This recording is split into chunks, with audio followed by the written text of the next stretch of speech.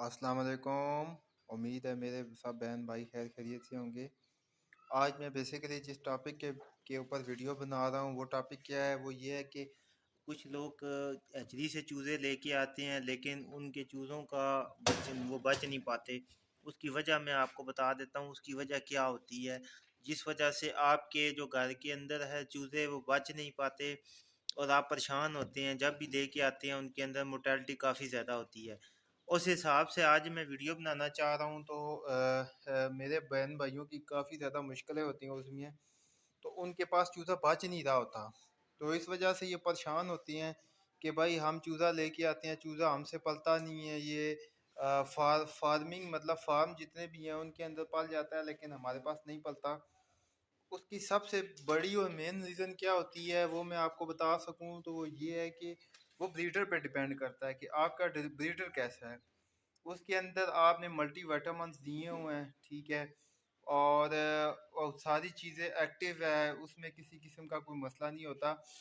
काफ़ी ज़्यादा मैंने इस चीज़ पे जोर दिया है कि आप अपने घर में, और उस हिसाब से मैं आपको बताता चलूँ कि आपके पास कभी भी हैचरी वाले ये काम नहीं करते।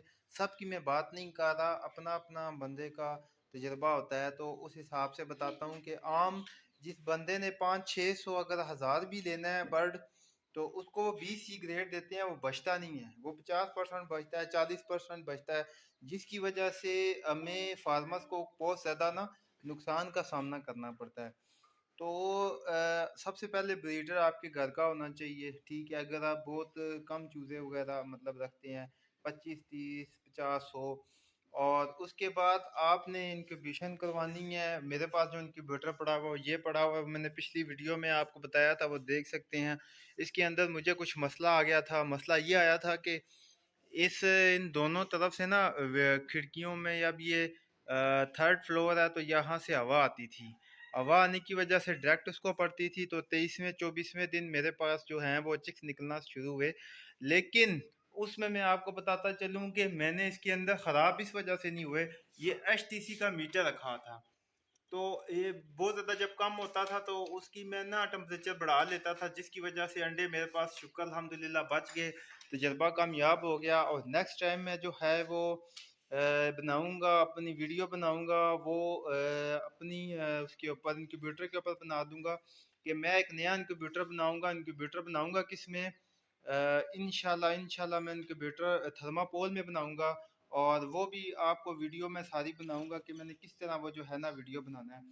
अब इसकी माशाल्लाह आप एक्टिविटी दे सकते हैं। ये तकरीबन मेरे पास 27 28 चूज़े निकले थे और एक भी चूज़ा मोर्टेलिटी का शिकार नहीं हुआ, ठीक है।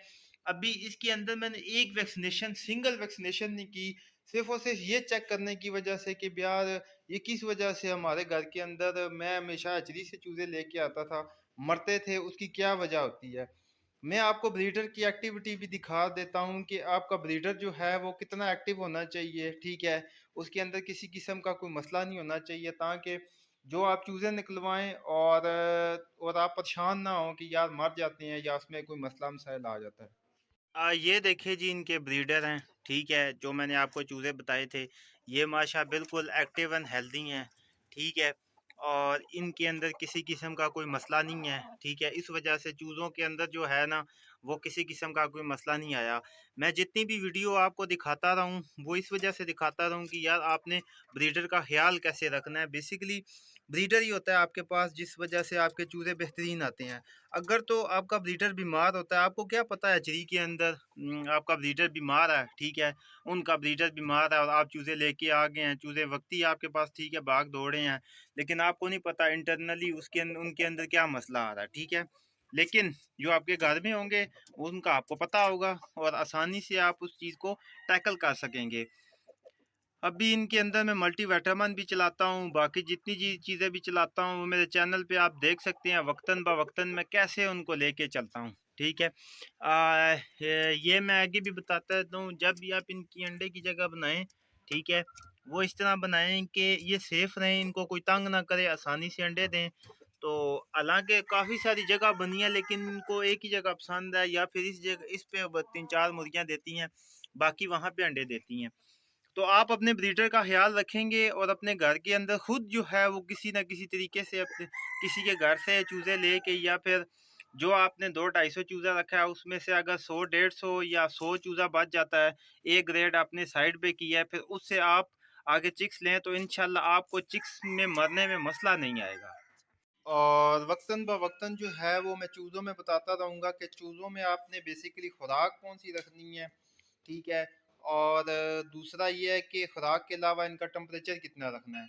शुरू में आपने इनका टेम्परेचर जो है वो मैं आपको दिखा सकूं, अभी तो मैंने 32 रखा है क्योंकि ये 8 दिन के होने वाले हैं, इसलिए मैं इनका जो टेम्परेचर है वो 32 से 33 के दरमियान रखा है।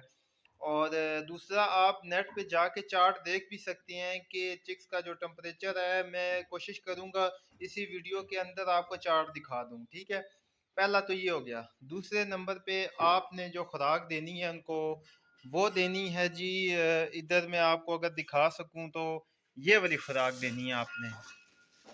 खुराक इसके अंदर आपने इस्तेमाल करनी है, ठीक है।